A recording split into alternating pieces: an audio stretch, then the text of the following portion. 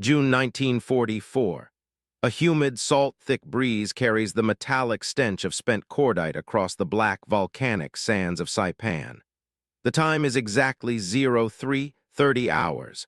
A young Marine corporal, his hands slick with sweat and ocean spray, fumbles for a fresh belt of ammunition as the ground begins to vibrate. It starts as a low hum, a mechanical heartbeat that rattles the dog tags against his chest. Then the darkness breaks. Out of the jungle tree line, 30 tons of screaming steel and clattering treads burst into the moonlight.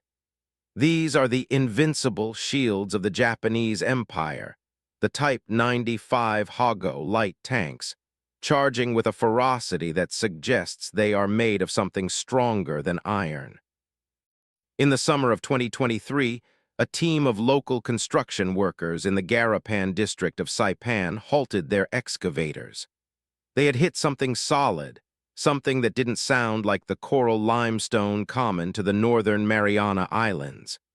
As the red dirt was brushed away, a rusted jack turret emerged from the earth like a ghost surfacing for air. It wasn't just a wreck, it was a crime scene of ballistic physics. The steel was peppered with holes, neat, circular punctures that looked far too small for anti-tank rounds but far too large for standard rifles. The lead researcher, an archaeologist specializing in Pacific theater ballistics, noted something chilling. The holes weren't just on the front, they were everywhere. The discovery revealed a Type 95 Hago belonging to the elite 9th Tank Regiment. This wasn't a tank that had been blown apart by a heavy satchel charge or a naval gun. It had been shredded.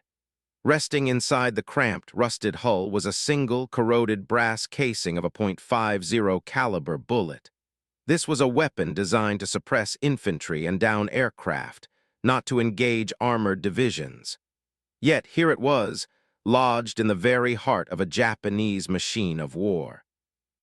The discovery sent shockwaves through the local historical society, as the placement of the wreck suggested the tank had been retreating, yet it was destroyed from an angle that shouldn't have been possible. The central mystery began to tighten its grip on the team. How could a standard heavy machine gun, a weapon every Marine unit carried, turn a specialized armored vehicle into a moving iron coffin? Why did the Japanese commanders, veterans of the lightning-fast campaigns in Manchuria and Malaya, believe these thin-skinned vehicles could withstand the American line? Most importantly, what happened to the crew of this specific tank, whose personal effects were missing, leaving behind only the haunting evidence of their vehicle's total structural failure? The records showed the 9th Regiment was the pride of the IJA, yet their end was ignominious and swift. If you want to see how this story of industrial might and tactical tragedy unfolds, hit the like button. To understand the tragedy of the 9th Tank Regiment, one must look at the man often credited with its spirit. Colonel Takashi Godo. In 1944, Godo was a career officer in his late 40s, a man who lacked the aristocratic flair of the cavalry but possessed the dogged determination of a career tanker. He was known among his peers as a practical traditionalist, a man who believed that the Japanese spirit, or Yamato Damasha, could compensate for any deficiency in steel. Godo wasn't a radical. He was a husband and a father who wrote mundane letters home about the quality of the rice rations. He viewed his Type 95 tanks not as flawed machines, but as reliable companions that had carried his men across the frozen plains of China and through the thick jungles of the Malay Peninsula. By the time the Americans reached Saipan, the Japanese military situation was spiraling into a catastrophic collapse. The absolute national defense zone was being breached. The Japanese high command knew that if Saipan fell, the new American B-29 bombers would be within range of Tokyo. The pressure on Godo and his tankers was immense. They were the mobile reserve, the fire brigade meant to throw the Americans back into the sea. However, the 9th Tank Regiment was operating on a doctrine that was nearly a decade out of date. While the Americans were perfecting integrated combined arms warfare, the Japanese were still treating tanks as independent breakthrough tools, meant to scare infantry rather than fight other tanks. Early signs that the Japanese armor was woefully inadequate began to surface as early as the border conflicts with the Soviet Union in 1939. At Namonhen, Japanese tankers realized their 37 guns could barely scratch the Russian BT-7s. But the IJA leadership ignored these warnings. They prioritized aircraft and ships, leaving the tank corps with scraps. The Type 95 Hago remained the backbone of their force. It was a vehicle designed in 1934, weighing only 7.5 tons. To put that in perspective, a modern SUV weighs nearly half that. Its armor was only 12 m thick, less than half an inch of steel. But because it had performed so well against poorly equipped Chinese forces, the Japanese command convinced themselves it was sufficient for the Pacific. There were whispers in the ranks of secret orders issued just before the Saipan landing. Some survivors later hinted at a special attack protocol, a precursor to the kamikaze philosophy, where tankers were told their vehicles were secondary to their lives as mobile bombs. There were rumors of ghost tanks being buried in the sand to act as stationary pillboxes because the fuel supplies were so low. The 9th Regiment was supposedly carrying experimental high-velocity shells that could pierce the American Shermans, but these crates were never found in the official manifests. The discrepancy between what the tankers were told and what they were given created a quiet, simmering tension within the regiment. The reality was that the Type 95 was a masterclass in compromise. It used the Manchuria Suspension, a clever system, of bell cranks designed to handle the rocky terrain of northern China. It was fast and reliable, but it was cramped. The commander had to act as the loader, the gunner, and the spotter all at once. He had to kick the driver in the shoulders to give directions because there was no internal intercom. But as the sun set on June 16, Godu's men were told they were the masters of the battlefield. What they didn't know was that the Americans were waiting with a weapon they hadn't even considered a threat. At exactly 20:00 hours on June 16, the order came down. Colonel Godu moved his 44 tanks from their concealed positions in the lush, green foothills of Mount Tapachau. Their destination was the beachhead at Garapan, a distance of only 5.5 kilometers, but it was a journey through a literal hellscape. The American naval bombardment had turned the island's single coastal road into a moonscape of craters and shattered palm logs. The tanks had to move in total darkness to avoid spotting by Puff, the magic dragon, flare planes. Every 500 meters, a tank would throw a track or stall in the soft, volcanic ash. The temperature inside the Hago turrets climbed to over 110 degrees Fahrenheit, the air thick with the smell of unburnt diesel, and the sweat of 3 men crammed into a space no larger than a kitchen pantry. By 02:00, the regiment reached the assembly point. They were 2 kilometers from the American lines. The logistics were a nightmare. They had only enough fuel for 4 hours of continuous combat. Godu made a hard decision. They would not wait for infantry support. He believed the shock of a massed night charge would break the Americans. But as they crested the final ridge, a minor problem became a crisis. A tropical downpour turned the ground into a slurry of mud.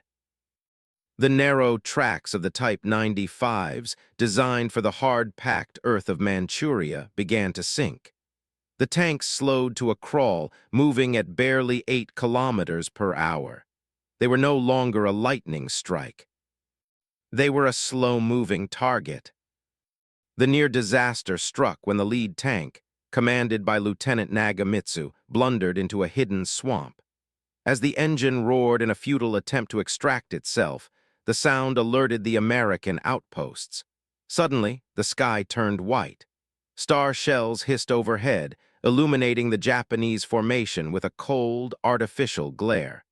The 44 tanks were caught in the open. The silence was shattered by the rhythmic, heavy thud of the Browning .50 caliber machine guns. This was the critical turning point. The Japanese expected the clank of bullets bouncing off their hulls. Instead, they heard the thwack of hot lead punching through steel.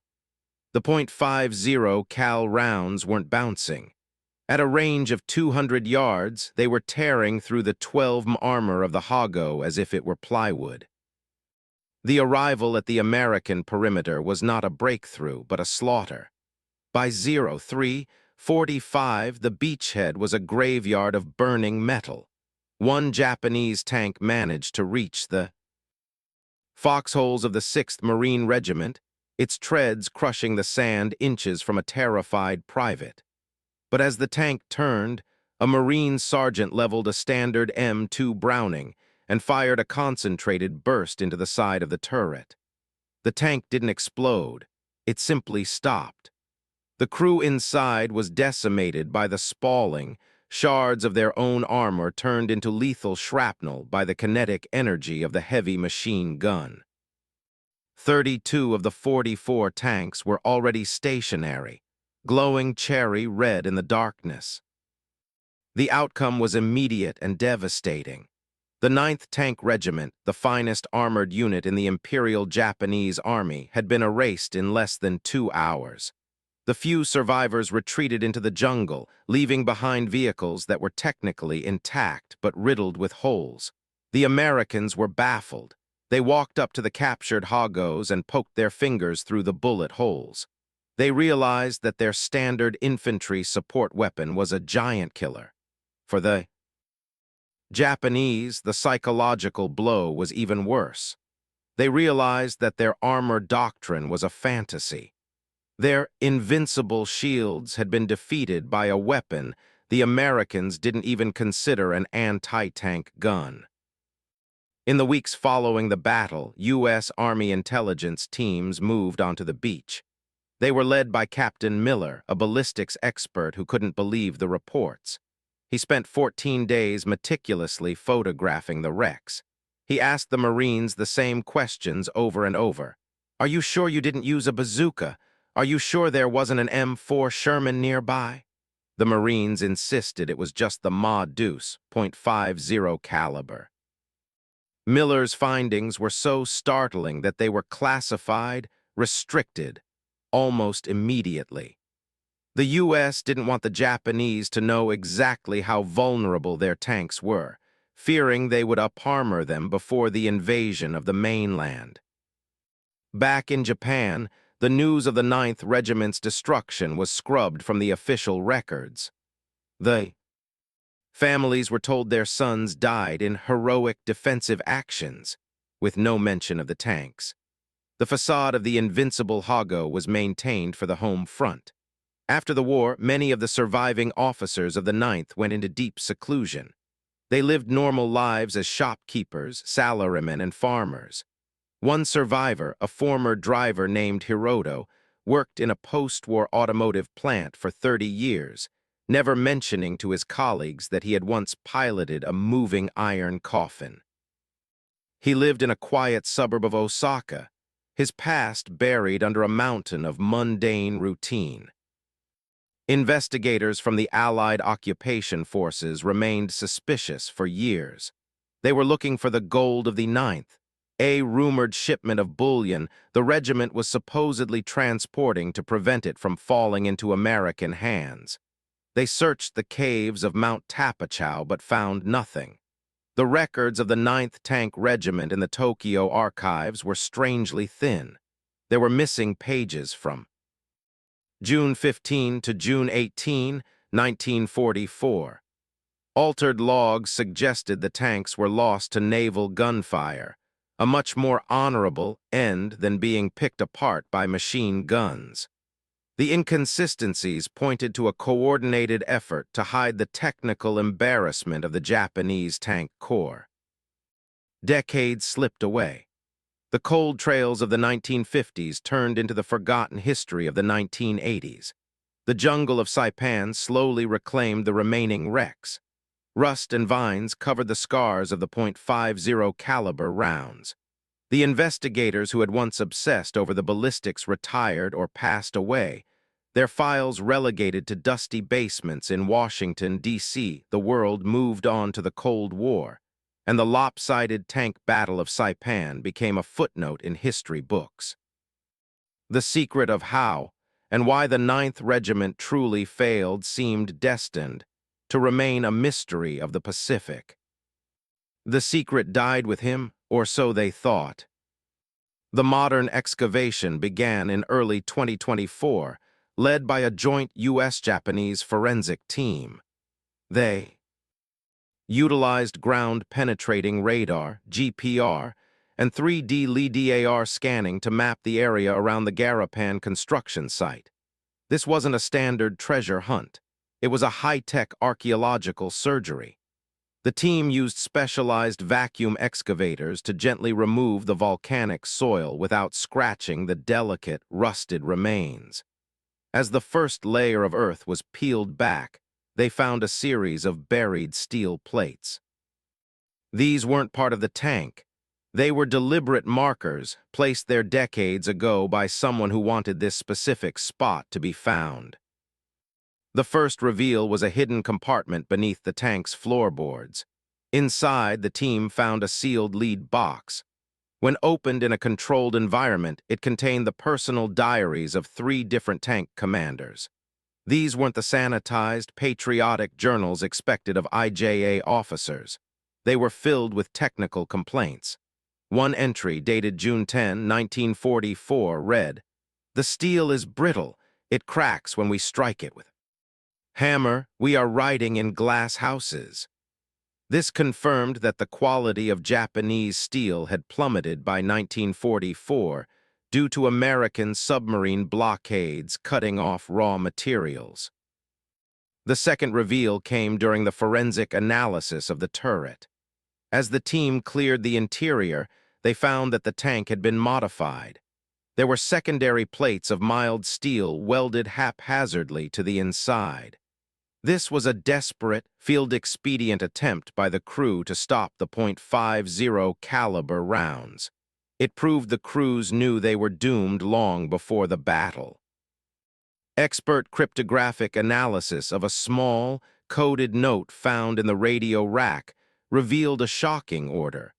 Godu had been told to sacrifice the regiment to test the American weapons. They were essentially live-fire targets for the Imperial High Command to gather data. The third reveal was found in the Manchuria Suspension assembly. Wedged inside the coil springs was a set of architectural blueprints for a much larger vehicle, the Type 4. Kaitu, this was the tank that was supposed to save Japan, a vehicle that could actually stand up to a Sherman. But the blueprints were covered in frantic, handwritten corrections in red ink. The corrections showed that the Type 4 was also fatally flawed, with a transmission that would have failed within 50 kilometers. The savior of the Japanese tank corps was a paper tiger, a realization that must have crushed the morale of any officer who saw these plans. The fourth reveal was the most chilling.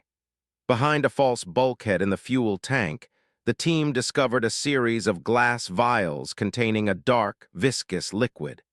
DNA analysis and chemical testing revealed it was a highly concentrated form of methamphetamine, known in Japan as Philipon. It wasn't just for the pilots. The tankers were being drugged to ensure they would maintain the charge despite the obvious suicide of the mission. This explained the ferocity reported by the Marines.